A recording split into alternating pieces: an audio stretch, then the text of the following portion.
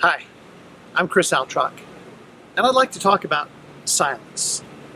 Sometimes when we think about silence, it's not very pleasant because silence has a dark side to it. Sometimes we use silence as a punishment. We'll give people the silent treatment, and that's not a real good use of silence. Sometimes silence is abuse, like when an abusive spouse silences his or her partner. And sometimes silence is a form of injustice. When unjust things happen in our communities and we remain silent about them, we too become guilty of that injustice. And so there is a dark side to silence. One author named Jane Brox, in her book simply called Silence, writes about this. She explores how silence has been used in prisons to tear people down. And there, silence is mandated, it is solitary, and it is unending. And those uses of silence are very impactful and traumatizing for people. But then she looks at how silence is used in the Christian tradition. And in the faith tradition, silence is voluntary. It's something we do because we want to. It's communal. It's practiced within the community of the faith. It's not solitary. And finally, it is ending. It's only one of several spiritual disciplines that we engage in. One of the places where we can see the value of silence is in Psalm 62. In Psalm 62, David finds himself in a place of weakness, a place of great despair and anxiety. And so he writes, beginning in verse 3, "How long will all of you attack a man to batter him, like a leaning wall, a tottering fence? They only plan to thrust him down from his high position. They take pleasure in falsehood. They bless with their mouths, but inwardly they curse." David's in a place of great weakness. There are a number of people attacking him. And because of this assault, David says that he feels like a tottering fence that's about to fall over. He's so weak, he can't even stand. And yet elsewhere in the psalm, David writes of moving to a place of great strength. And so he says, beginning in verse 2, "He only is my rock and my salvation, my fortress. I shall not be greatly shaken."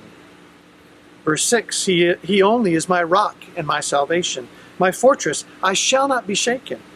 On God rests my salvation and my glory. My mighty rock, my refuge is God. Trust in him at all times, O people.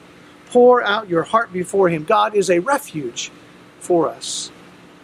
David says at one time he was tottering, like a fence about to fall down, but now he says he cannot be shaken. He's standing on a rock. He's in a place of great strength and resilience, of peace rather than anxiety. And I think what we would all like to know is, how did David get there? Because so often we find ourselves in that first space, that space of weakness, that space of anxiety and despair where we feel like we're about to fall down. And we'd like to be in a place of strength where we're not shaken any longer, where we feel like we have a refuge. How did David get there? Twice he explains. Verse 1, "For God alone, my soul waits in silence. From him comes my salvation."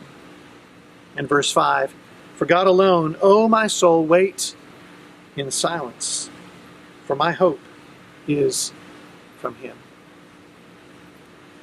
David says that this radical shift took place in his life through these three simple words: wait in silence.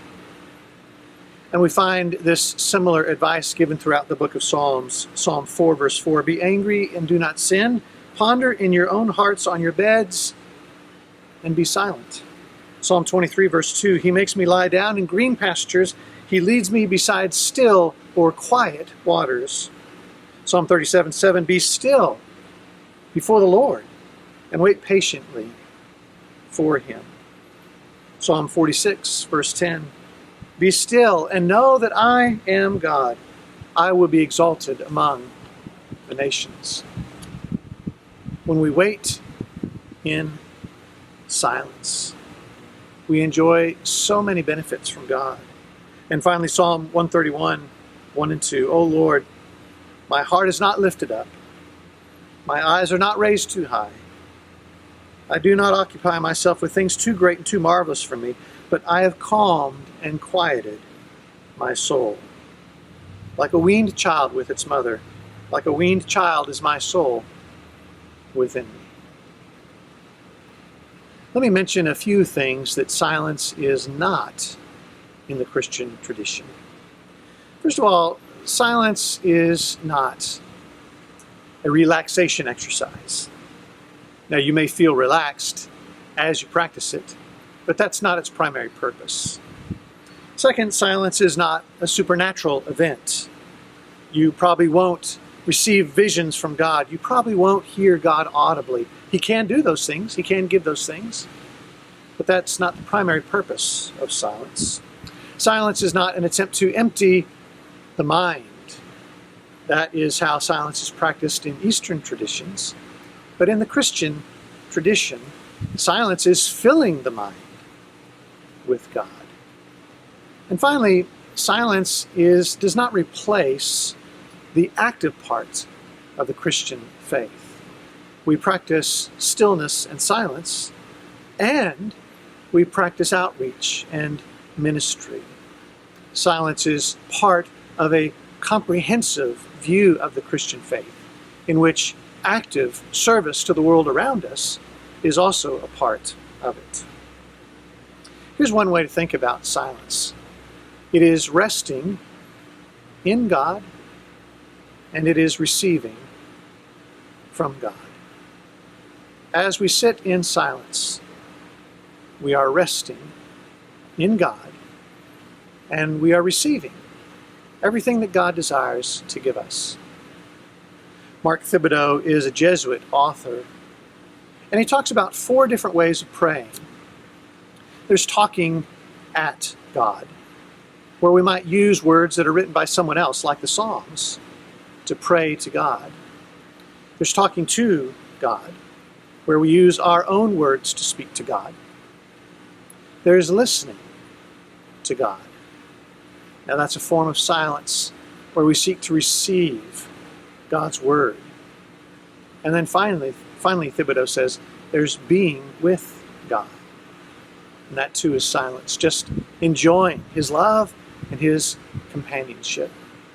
Silence is resting in God, being with him, and it is receiving from God, listening to God in that stillness, so that we might receive what he wants to give us.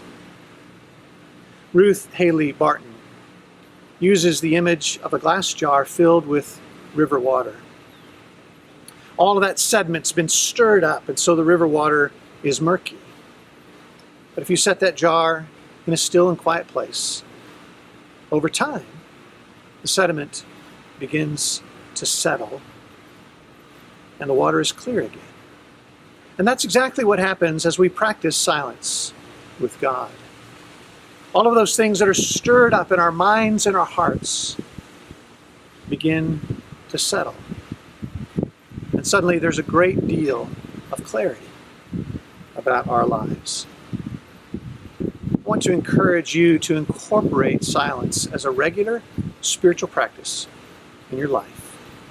You can begin with 10 minutes of silence, maybe in the morning, or maybe in the middle of the day, or maybe in the evening. I believe that you will experience, just as David experienced, as you wait in silence, you'll move from places of weakness to places of great strength.